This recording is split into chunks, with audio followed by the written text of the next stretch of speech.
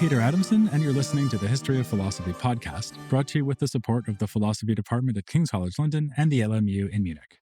Online at historyofphilosophy.net. Today's episode will be an interview about the Republic of Letters with Howard Hotson, who is professor of early modern history at the University of Oxford. Hello, Howard. Hello, Peter. Nice to be with you. Thank you so much for coming on the podcast. You're an expert on the Republic of Letters, which is good because you can tell us what it is. I already did an episode about it last time, but I don't think I actually tried to define it. I just talked about it. So can you venture a definition? Yeah, sure. In fact, there's quite a bit implicit in this term that needs to be carefully unpacked. And the best starting point is with that Latin phrase, which is really at the root of the whole phenomenon, the res publica literaria. A res publica is, of course, a public thing. And this kind of emphasizes that we're talking about a community of learning which is common to all nations and perhaps created and sustained collectively, collaboratively as well. The term res publica obviously connotes republic or commonwealth, and this suggests something very attractive, I think, to modern historical scholarship, as well as perhaps in the period, namely the notion that this Republic of Letters is an independent entity, autonomous, sovereign, self-governing, a law unto itself, not subject to the authority of churches and states in the post-Reformation period, in the period of absolute monarchy. Princes don't dictate the axioms of geometry or the principles of natural theology. Churches don't legislate for grammar or rhetoric or history or optics.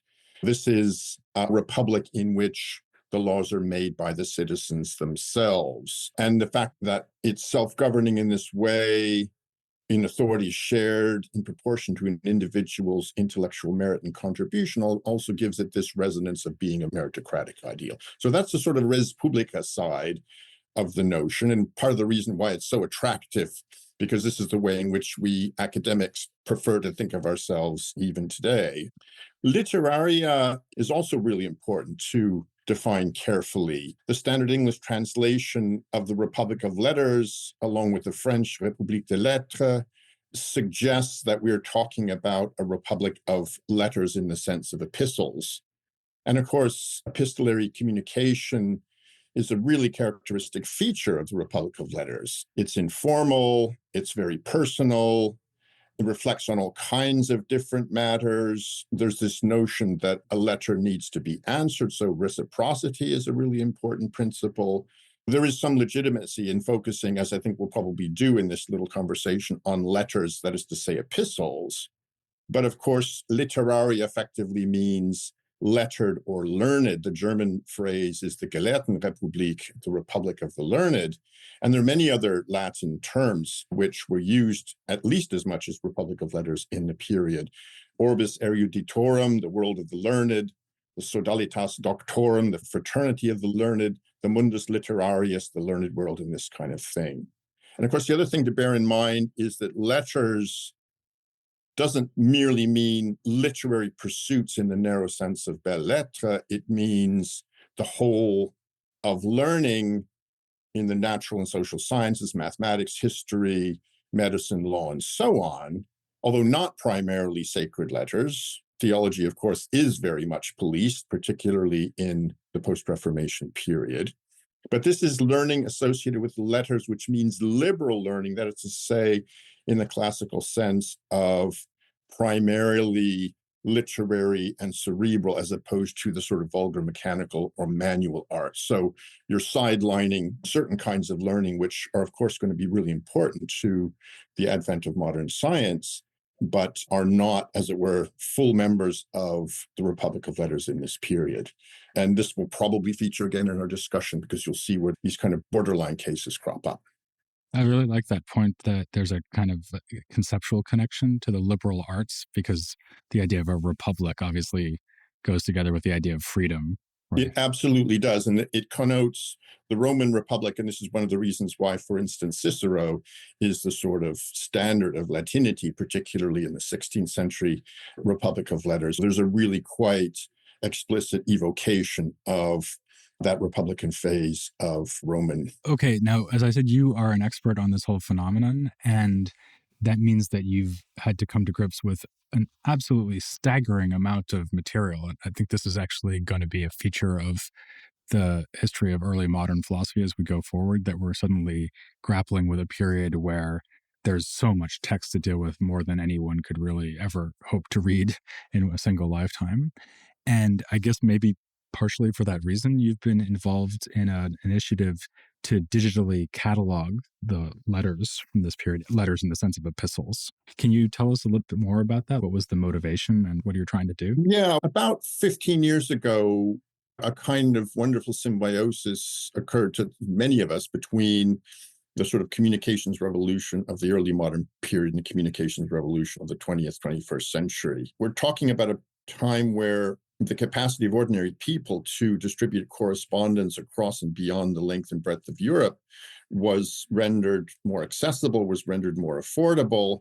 So this community that we're talking about is created in no small part by people actually scattering their letters, right across the length and breadth of Europe. But of course, the problem with the manuscript letter is that it only performs its communicative function by being dispersed. So in the very act of communicating with one another, these people are deliberately scattering the archive that you need in order to understand their individual networks, not to mention the sort of meta created by all these people corresponding in a sort of multilateral fashion with one another.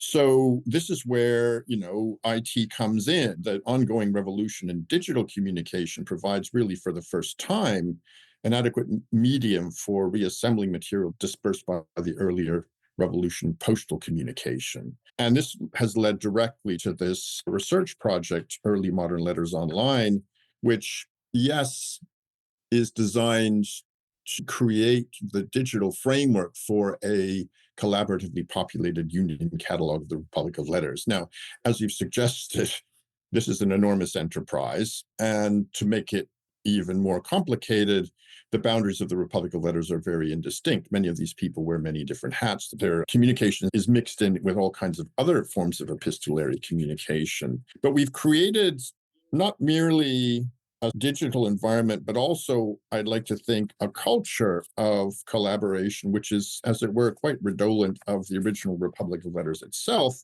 for the collaborative attempt to bring together for the first time a representative cross-section of the correspondence central to this period. We're nowhere near there yet. We started off with the latter 17th century with correspondence surrounding the early Royal Society as our point of departure. That's the period in which Early Modern Letters Online, or EMLO, is most fully populated. But what we really have done is created the kind of proof of concept that this is a feasible way of collecting unprecedented quantities of data, provided, of course, that you can maintain funding for this going forward. There's a clear need for reassembling this scattered material.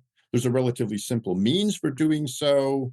Basically, a simple and consensual data model. Everybody realizes that the basic data categories for a letter record are the name of the sender and the recipient, the place of sending, the place of receipt, the date of sending, and some kind of indication of where the letter is.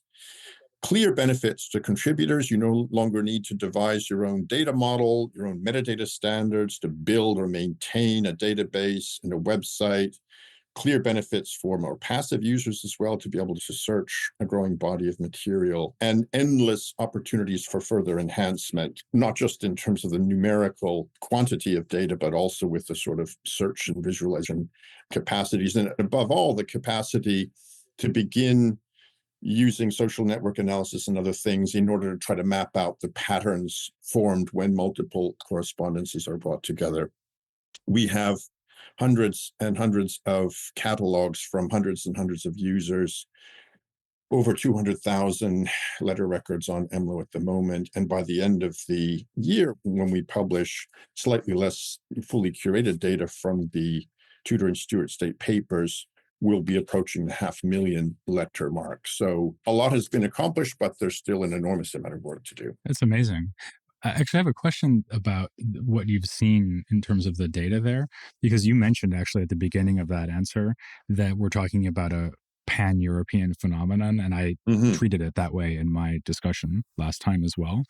But actually, I'm wondering how true is that? So you have these sort of heroes of the Republic of Letters, like Perec and Oldenburg, writing even beyond Europe, right? Yeah, I mentioned Leibniz sending letters to China, right. right? Okay, so even a global phenomenon, arguably.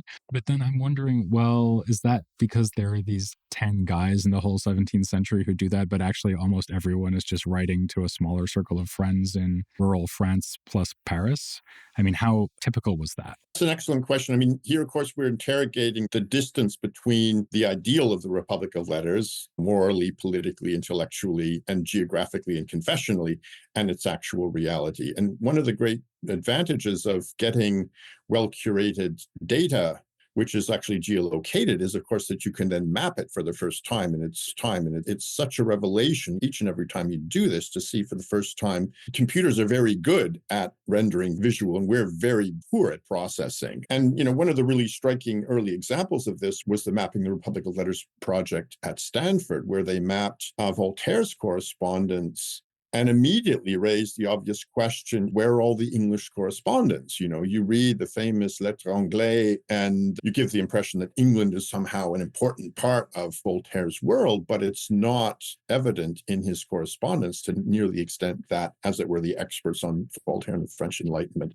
had anticipated. So this question of how representative is genuinely pan-European correspondence is one of those questions that we are now capable of answering, as it were, individual by individual at least. One of the reasons that Erasmus looms so large in the sort of mythology of the Republic of Letters is that the geographical scope of his correspondence was genuinely pan-European. He's the father of this kind of phenomenon. If you map his correspondence, you see this remarkable sort of diagonal from the golden age of humanism in Poland right down to the golden age of humanism in the Iberian Peninsula, sort of intersected with another from England and Scotland, down into Italy. And there you really do have a remarkably comprehensive and coherent map of the Republic of Learning in the early 16th century. But of course, as we all know, the tragic experience of the Erasmian Republic of Letters was to be drastically disrupted by the Reformation. And partly as a consequence of that, very few of the latter 16th or 17th century maps look anything like Erasmus's. Spain, tends to drop off the map. For instance, you do get a pretty clear confessional divide. There are certain nodes like Paris, which tend to figure quite prominently in any correspondence which is genuinely international. In the 17th century, the Dutch Republic also looms large. The correspondences of many learned figures from the Catholic world. You can really begin to compare some of the great intellectual networks with one another in an extraordinarily effective visual way. Mersenne, for instance, reaches out from France not only to Italy and England, but especially to the Dutch Republic, which is where Descartes and many of his friends are. Hartlib's circle, we'll talk about him, I think, a little bit later on, stretches across vast areas of Protestant Europe, but there's almost no contact with Catholic scholars whatsoever. Oldenburg, the first secretary of the Royal Society, has the benefit of, as it were, a public position as professional correspondent, if you will. A lot of his network is mapped onto Hartlib's, but he also reaches into northern Italy, for instance.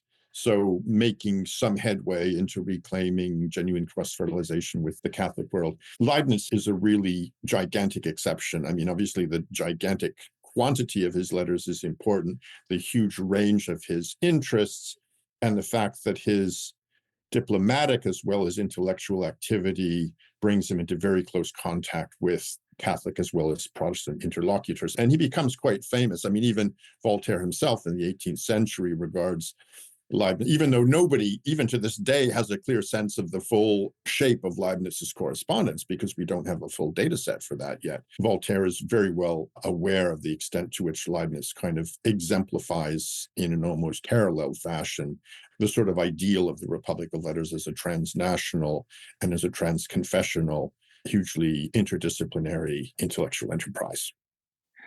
What about the sense in which the Republic of Letters lives up to another part of the ideal, which is its kind of openness to participation by people other than, let's say, elite aristocratic men? Is there evidence that there are less well-to-do men taking part, or even women? Yes, that's another, wonderful example of the way in which we need to take a very long and somewhat skeptical look at the ideal, which is quite explicitly articulated, I think, for instance, immediately of Thomas Sprat writing the History of the Royal Society in 1667, where he emphasizes the sort of heterogeneity of the membership of the Royal Society, when in fact almost all of the fellows are gentlemen, that is to say, relatively prosperous, relatively well-educated, virtuosi, without professions of one sort or another, and without any engagement in, artisanal forms of learning. It's like some of them are left-handed gentlemen. So it's diverse, right? So, the first thing to say, I think, is that it's a literary republic. And this brings us back to the idea that we're dealing with the liberal arts, the linguistic and cerebral arts worthy of a free man, a gentleman, as opposed to the vulgar manual, mechanical arts of manual labor. And this is something that affects this Republic of Letters quite systematically across the 17th century. You have figures like Bacon helping himself liberally to the intellectual insights of artisans and alchemists and so on, while pouring scorn on their methods and their achievements. I think his posthumous reputation is enhanced by his patent of nobility. He's very often referred to in the sources as Lord Verulam, as opposed to Francis Bacon. Descartes famously learns the principles of his mechanical philosophy from a previously obscure scholar artisan by the name of Isaac Bateman. But when Mersenne, foments a priority dispute between them, Bacon contemptuously rejects the idea that a person like himself, descended from a minor French noble family, could possibly have learned anything from a Dutch artisan and school teacher, this kind of thing. You get this with people like Joseph Justus Scaliger, the absolute epitome of late humanist learning in Leiden, who constructs a princely pedigree for himself and clearly looks down his nose at his contemporaries, his learned contemporaries, not only on the basis of his superior bloodline. You think of the enormous contribution of figures like Robert Hooke to the early accomplishments of the Royal Society, which he serves as the first curator of experiments. That is to say, the artisan who actually get his hands dirty, building instruments and conducting experiments. But he's been written out of the history until relatively recently because he is artisanal rather than gentle in his background. And even figures like Leibniz, who corresponds extensively with artisans and engineers, perfecting his calculating machine, attempting to improve, mining technology in the Hartz and all this kind of stuff. He fails to acknowledge the contribution of artisanal know-how to translating his theoretical insights into practical machines. The notion that the res publica literaria is actually open to people who don't have a literary, that is to say, a liberal education, I think is very vulnerable, to close scrutiny. Obviously, the fact that we're dealing with an international communication, initially in the era in which Latin was the primary language of learning, excludes people who haven't had the benefit of an expensive and protracted education. Equally obviously, when in the latter 17th and into the 18th century, French emerges as the preferred language of international communication, and the European vernaculars become acceptable means of national communication as well.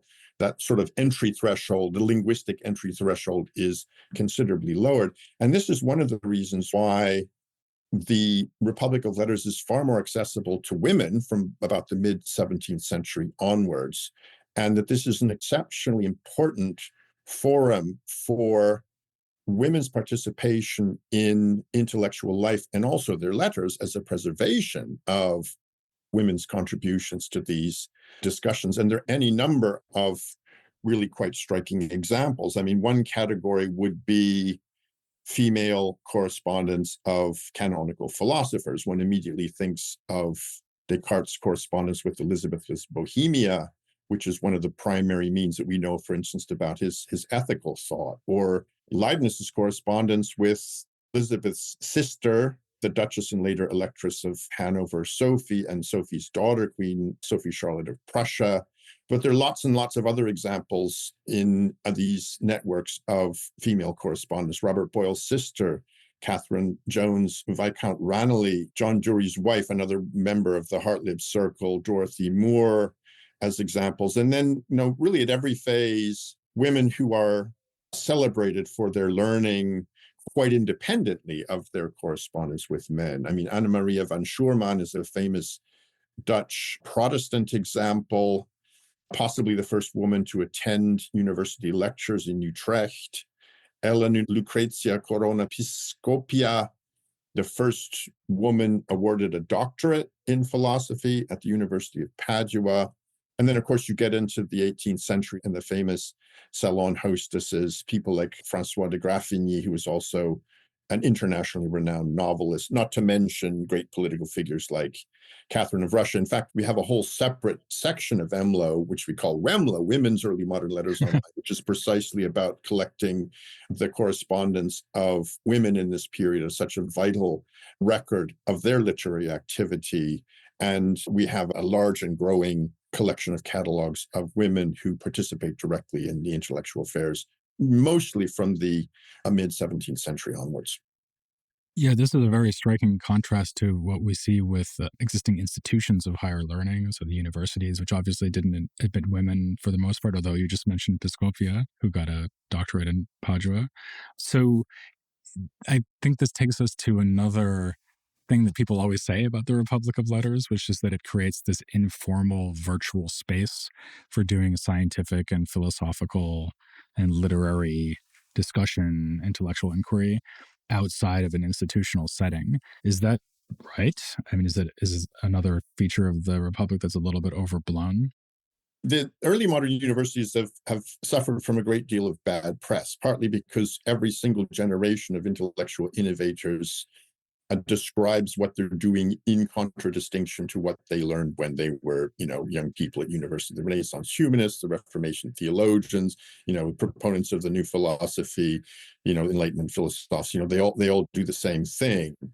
I think there's very robust statistical reasons for supposing that the European universities experience a golden age, from 1400 right through to about 1640. The number of foundations is growing rapidly all the time. The number of matriculations is growing rapidly all the time. And it's that war-torn period in the mid-17th century where the foundations sort of grind to a halt and the matriculations flatline and actually decrease in relative to the overall population. So the universities are actually very healthy in this period. And of course, the universities are the institutions which are preparing people for participation, particularly in the Latinate Republic of Letters. So in a way, the universities are the foundation on which the Republic of Letters rests.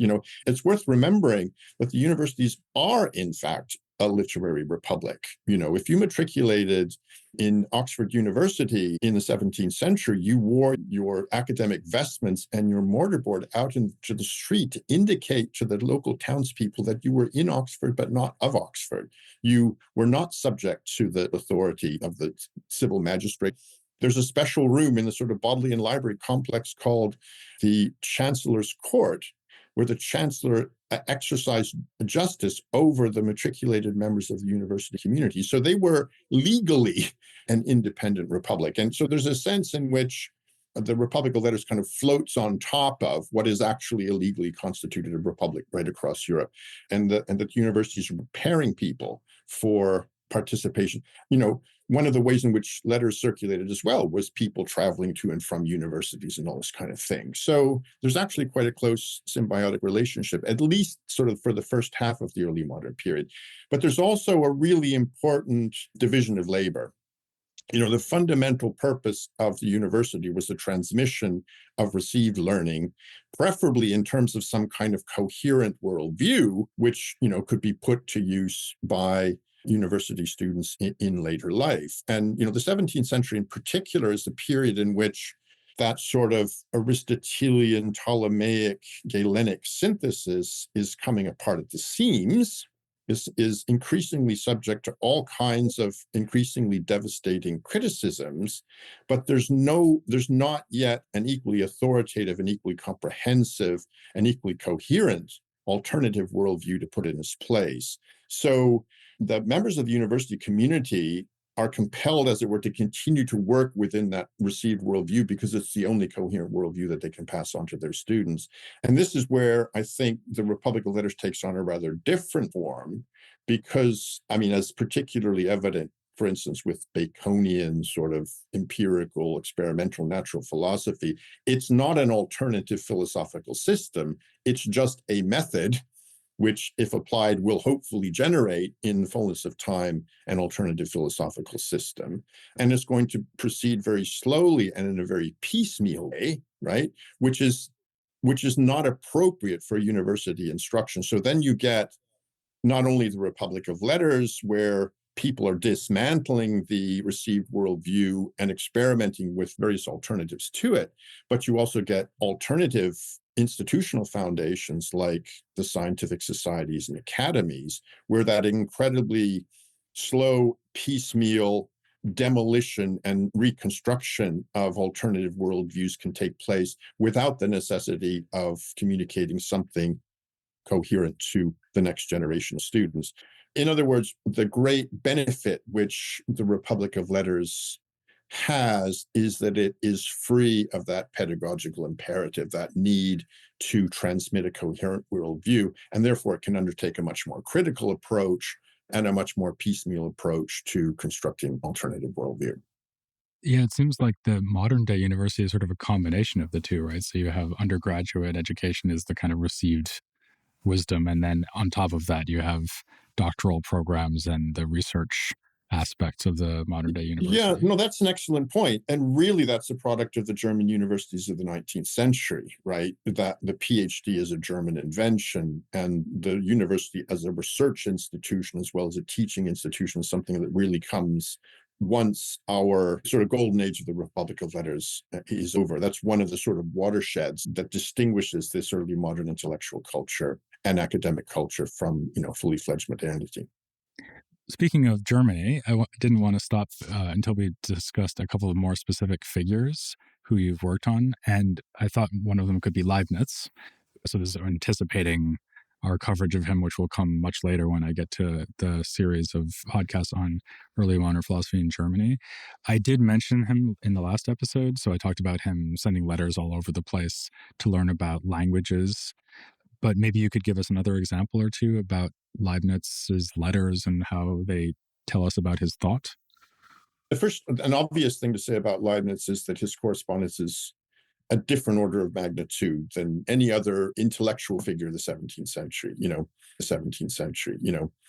Spinoza leaves 88 letters behind him. Descartes, 723. Newton, less than 2,000. Mersenne, who's supposed to be one of these great intellectual networkers, less than 2,000. Oldenburg, first secretary of the Royal Society, about 3,000. Hartlib, about 5,000 survive, although his original correspondence was much larger than that. Nobody knows how many letters Leibniz left behind, but it's something like 20,000.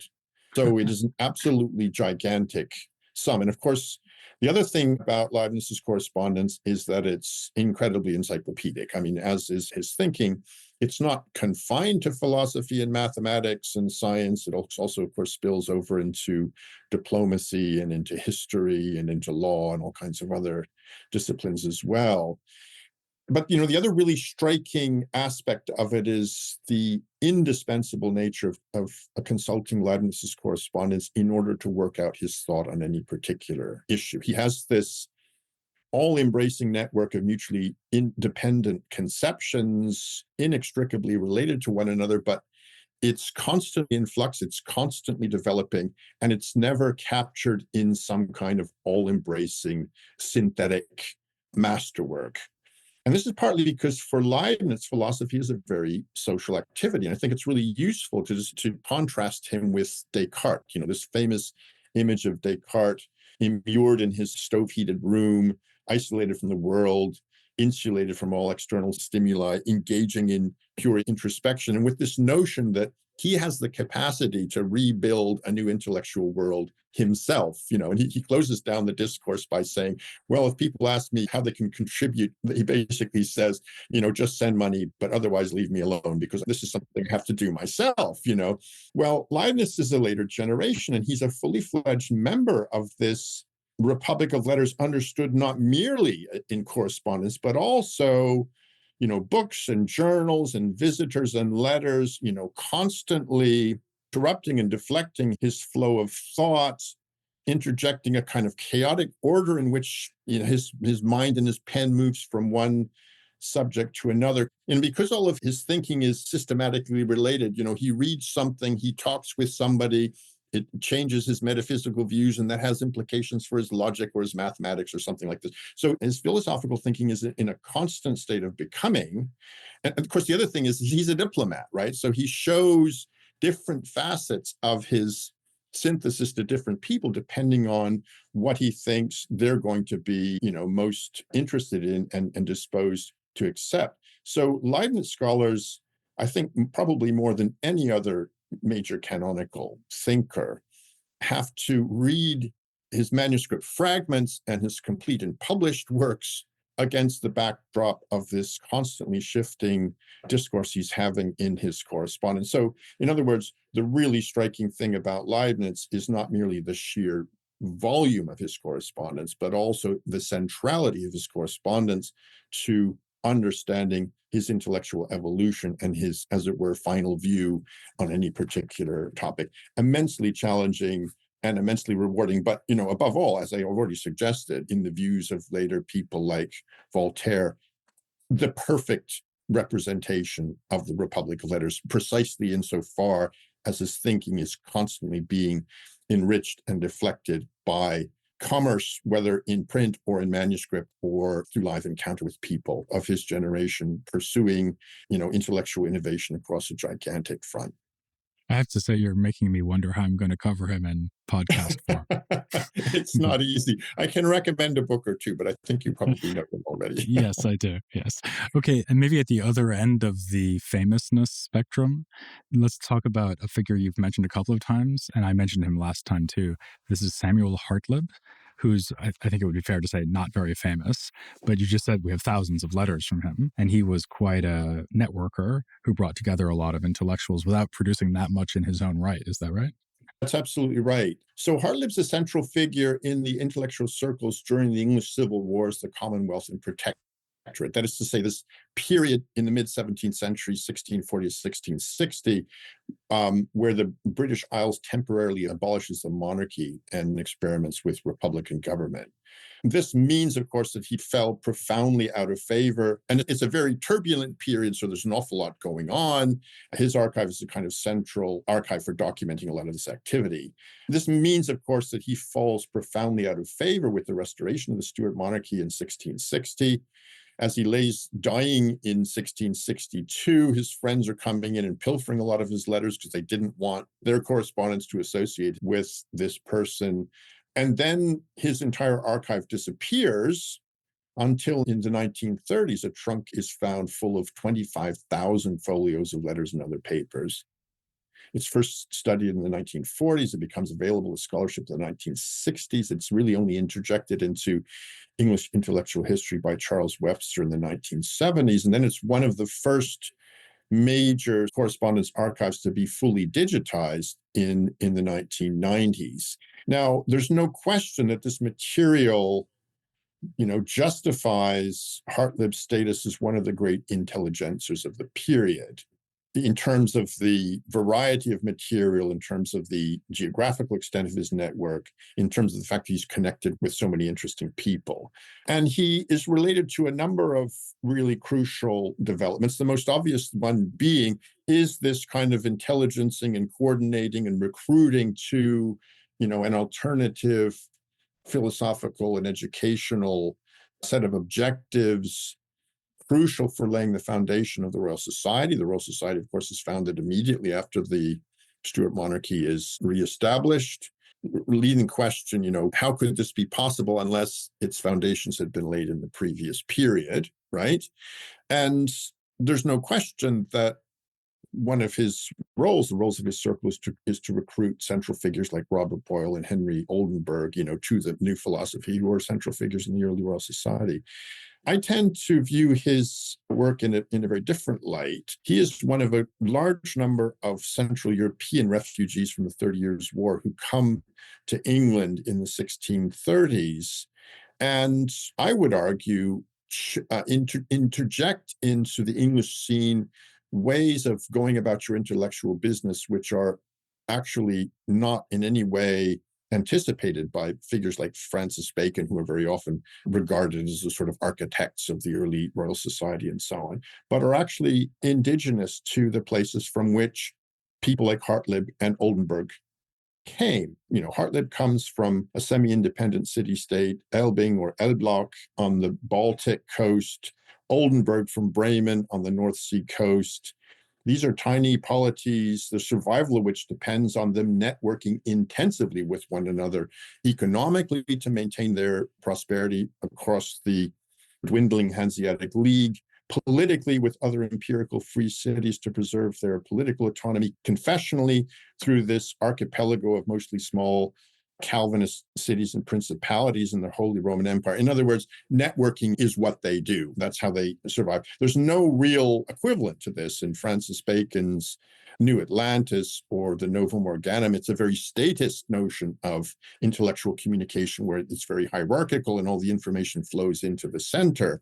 So, this is an argument that's never been fully developed, but it seems to me the really crucial contribution of Hartlib and Oldenburg, who is kind of like the most important person that he recruits to the whole English philosophical enterprise, is introducing this kind of intellectual networking into London, institutionalizing it within the Royal Society, eventually transforming it into Philosophical Transactions, which is the very first scientific journal which Oldenburg founds basically to supplement his meager income as secretary to the Royal Society as a private enterprise. So it's a question of really important intellectual cross-fertilization in the intellectual sphere, which is consequence of the enormous disruption of the mid-17th century in a military and political way with the 30 Years' War on the continent and the civil wars in the British Isles. Wow, okay. That's a great example of how it helps to know more about the historical context to understand the development of the history of ideas. Speaking of which, the last thing I wanted to ask you is kind of an open-ended question. We've been talking really about the 17th century, and all the figures we've named almost are from the 17th century. So Descartes, and Perec, Hartlib, Leibniz. Looking ahead, would you say that there's a big rupture between that period and the 18th century? Or does the Republic of Letters continue on into the 18th century in more or less the way we've been discussing? Well, I think it's best to say the Republic of Letters goes through a whole series of transformations from the 15th to the 16th, the 17th, the 18th century. And because of those transformations, despite the continuity, there's really a distinctively different character in the 18th century. I'm not an expert in that period, but if you'd like me to venture a couple of distinctions, the most obvious one is linguistic. In the beginning of the 17th century, there's no question that Latin is the primary mode of intellectual discourse internationally. By the end of the 17th century, it's rapidly being overtaken by French, which of course becomes the lingua franca of international literary and learned discourse in the 18th century. This is related to a difference in intellectual style from really ponderous, deep learning, characteristic of the 17th century, to a more literary, skeptical, critical, philosophical, and literary in the sense of highly readable and widely read. Someone like Voltaire, of course, exemplifies that. I think it's also possible, again, certainly in the French context, to imagine the Republic of Letters being more fully decoupled from the universities. I'm inclined to follow the older academic consensus that when this golden age of the universities I was talking about comes to an end in the mid-17th century, that the universities are no longer as fully integrated into the Republic of Letters in the 18th century as they were in the previous period. The institutional coordination provided by the academies and societies is very important, but you get much more sort of scientific specialism beginning to come in too, which then inflects the nature of the Republic of Letters. the nature of the discourse actually makes the Republic of Letters more accessible to women, amongst other things. You get these salon hosts and other figures who are playing a really crucial function in intellectual communication at a kind of social level. I think it's fair to say confessional tensions have declined somewhat, and Enlightenment takes on a far more anti-clerical tenor, at least in France. And then you see a geographical expansion as well, eastwards, as far as Russia, and of course, also greater involvement of Europe's colonies, with someone like Benjamin Franklin being a characteristic example. So that's probably a very crude 17th century specialists characterizing some of the differences with the 18th century. The one thing you would say, though, is that, as I've already suggested, figures like Voltaire clearly see themselves as part of this Republic of Letters, reaching back at least as far as Erasmus, and definitely including major figures of the 17th century. In other words, we are still talking about an imagined community which imagines and describes itself in very similar ways, in terms of very similar kind of ideals to the earlier period. And the much greater distinction would be between the characteristic 18th century Republic of Letters and what replaces it in the 19th century, where the vernacular completely triumphs over international discourse, where universities, very clearly founded to serve the needs of the state, also interrupt international communication, where a great deal more academic specialism within and outside the universities means that there's less kind of interdisciplinary discourse. So the 16th, 17th, and 18th centuries are quite rightly, I think, packaged together as part of this gradually evolving Republic of Letters. One interesting subject of discussion is why it begins to dissolve in the latter 18th century and what it transforms into in the 19th. Okay, great. Well, we'll maybe get to that eventually, but not yet. So next time we're going to be focusing actually on the 17th century, and also now narrowing our geographical focus. So having just talked about this pan-European phenomenon, we're going to be focusing from now on for quite a while on France and the Netherlands. I'm going to have a historical introduction to that next time, followed by a whole series of episodes on Descartes. So that's exciting. But also exciting was to hear from you, Howard Hotson, on this topic about which you've thought so much. Thanks so much for coming on the podcast. It's been a real pleasure. Thanks, Peter. And I will invite the audience to join me next time for a look at 17th century France and the Netherlands here on the History of Philosophy Without Any Gaps.